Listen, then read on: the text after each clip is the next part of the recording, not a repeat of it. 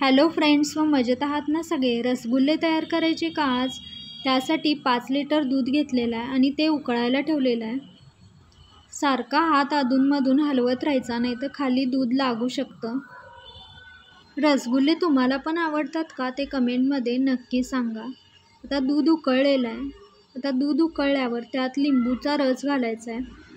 2 ते 3 थेंब लिंबूचा रस घालत राहायचा आहे. थोड्या थोड्या वेळाने अजून 2-3 थेंब घालून हलवत राहायचं आहे. यामुळे दूध चांगल्या प्रकारे फुटतं. तर बघा, दूध चांगलं फुटलेलं आहे. अजून 1-2 मिनटं हलवत राहायचं आहे.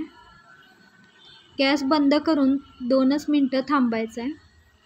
आता गाळून घेतलेलं आहे सगळं गाळून घेतल्यावर वरून साधं पाणी ओतायचं आहे, म्हणजे लिंबूचा वास असतो ना, तो निघून जातो. आता पांढरं कापड घेऊन त्यावर सगळं असं निथळायला ठेवलेलं आहे. 2-3 तासात सगळं पाणी निथळून गेलेलं आहे आणि खवा आपला मोकळा झालेला आहे. आता सगळं पाणी निथळल्यावर असं परातमध्ये काढून घ्यायचं आहे आणि मोकळं करून घ्यायचं आहे चांगलं. त्याला हाताच्या साहाय्याने 15 ते 20 मिनटं चांगलं मसळून घ्यायचं आहे. चांगलं आपण मसळून घेतलेलं आहे. 20 मिनटं लागलेले आहेत. तर त्यात 2 चमचे कॉर्नफ्लॉवर घालायचं आहे आणि परत चांगलं मसळून घ्यायचं आहे.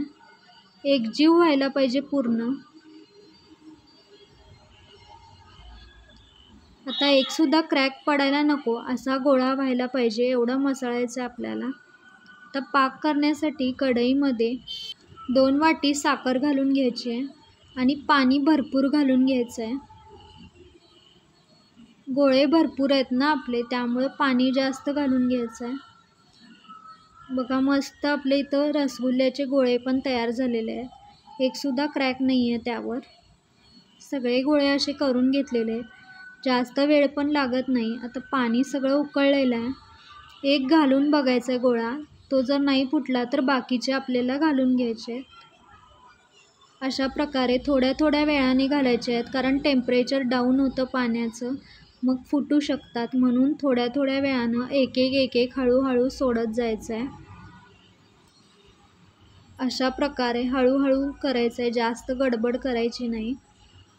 तुम्ही पण अशाच प्रकारे रसगुल्ले करता का? सोपी पद्धत आहे. अशा प्रकारे करून बघा.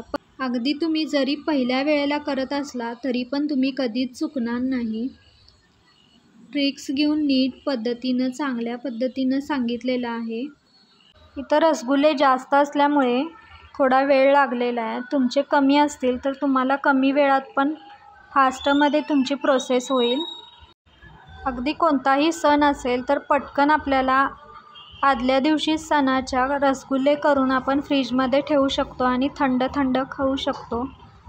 मग कसं वाटलं ते कमेंटमध्ये मला नक्की सांगा. फक्त पाण्याचं टेम्परेचर डाऊन होऊ द्यायचं नाही आहे. हळूहळू घालायचे आहेत. सगळ्या अशा पद्धतीनं आपले रसगुल्ले घालून झालेले आहेत.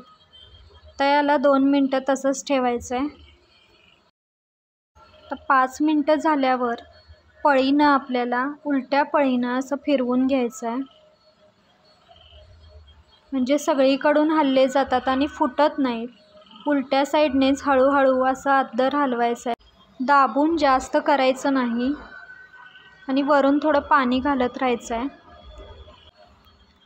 5 मिनटं हलवल्यावर आता झाकून ठेवायचं आहे. झाकून पण 5 मिनटं झालेले आहेत. एकूण 15 मिनटं झालेले आहेत. आता आपले रसगुल्ले पण तयार झालेले आहेत, बघू शकता तुम्ही.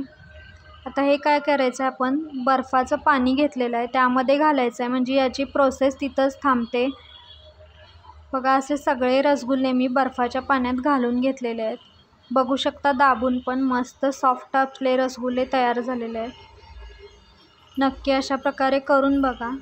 आता फ्रीजमध्ये ठेवायचं आहे 4 तासासाठी. फ्रीजमध्ये ठेवून पण 4 तास झालेले आहेत. बघू शकता, रसगुल्ले आपले मस्त तयार झालेले आहेत. चला तर मग पुन्हा भेटूया अशाच नवीन रेसिपीसह. तोपर्यंत खुश राहा, मस्त राहा, खात राहा.